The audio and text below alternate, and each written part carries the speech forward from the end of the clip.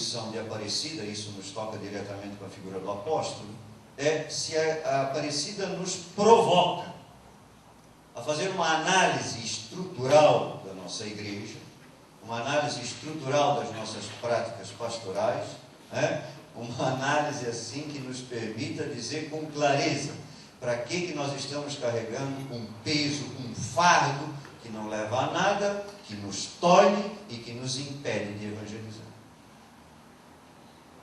Ou seja, o que é que nós precisamos deixar? Se há uma coisa clara em todos os relatos de vocação presentes nos evangelhos, é que qualquer vocação evangélica supõe um gesto de ruptura. Toda pessoa vocacionada tem que ter clareza com o que ela deve romper. O que a Aparecida nos pede é clareza de uma vocação evangélica, tendo claro também o que a gente deve deixar de lado. Com o que a gente tem que romper? Que estrutura nos amarra? Que estrutura nos tolhe? Que estrutura nos impede de um processo mais livre, leve e solto de evangelização? Nós temos que deixar de lado aquela ideia que vem de Trento, completamente furada, de que você deve direcionar o seu processo formativo na igreja para uma figura de 10, 11, 12 anos. Você chama isso de catequese. Catequese na nossa igreja católica é o período de formação de uma criança para o sacramento da primeira Eucaristia. Isso é a coisa mais furada que existe. Por quê? Porque essa criança cresce.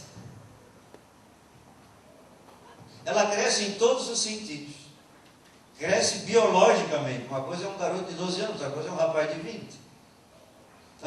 Cresce intelectualmente. Vai estudar, vai fazer seus cursos, vai fazer faculdade, vai se capacitar profissionalmente, vai se tornar adulto profissionalmente, afetivamente, tem condição de casar, criar sua família, criar seus filhos. Na fé, fica uma criança de 12 anos. Aí não há quem aguente. A igreja só vai se transformar através do protagonismo do leigo, e o leigo só vai ser protagonista se tiver uma formação teológica, se capacitar teologicamente, porque a coisa só vai mudar, desculpe dizer, a coisa só vai mudar o dia que o leigo chegar na cara do padre e dizer: padre, o senhor me desculpe, mas teologicamente o senhor está completamente errado. Aí a coisa vai mudar. Aí a coisa vai mudar. Isso sabe o que vai fazer? Desculpe dizer, porque eu dou aula para seminarista há 15 anos. Vai fazer o seminarista estudar. Vai fazer o seminarista pesquisar. Às vezes você fica pensando assim: meu Deus do céu, os caras têm casa, cama, comida, roupa lavada, tudo pago, tem uma biblioteca à disposição. Você pede um trabalho para eles, tem que ler um livro. Ler um livro? Ué, você não é pago para isso? Esse processo tem que dizer. Esse processo tem que começar. Esse processo a gente tem que se capacitar em todos os sentidos para que possa haver interação de uma igreja num processo de formação. Talvez aqui seja o ponto fundamental da figura do apóstolo Paulo. Sabe por quê? Porque Paulo fez faculdade. Paulo era teólogo. E o primeiro contato que Paulo tem com a comunidade cristã é de ódio. Por que ele odeia tanto? Porque é formado. E a primeira coisa que você vai perceber é como é que um cara formado pode ter um preconceito contra um movimento de espiritualidade que está vindo de uma região onde ele não espera, trazendo uma mensagem que ele acha nociva, e ele pode se perguntar assim: mas quem é que lidera essa cambada?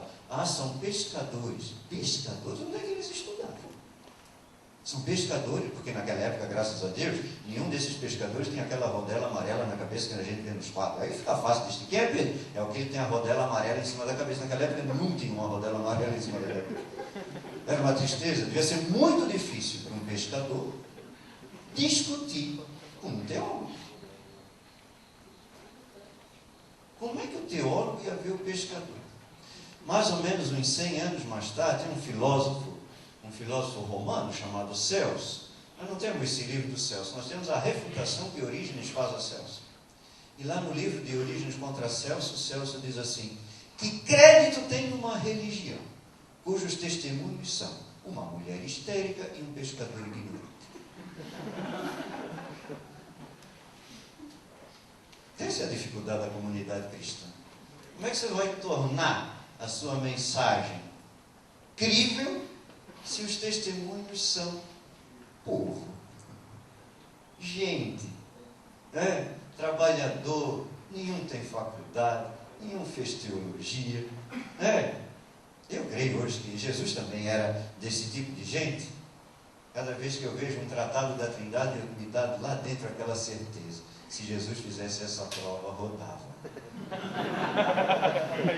O Tratado da Trindade. Vai ler o Tratado da Trindade de Karl Rahner no Mistério Salute. Jesus ia ficar apavorado. Eu botar a mão na cabeça e dizer, meu Deus, que criatividade. Bom, vamos começar antes que a coisa, Vamos parar. Como é que nós vamos fazer o nosso estudo? Nós vamos, em primeiro lugar, tentar diferenciar os Paulos que a gente encontra hoje no Novo Testamento. Sempre é bom, Já que nós estamos assim, no meio, um pouco assim.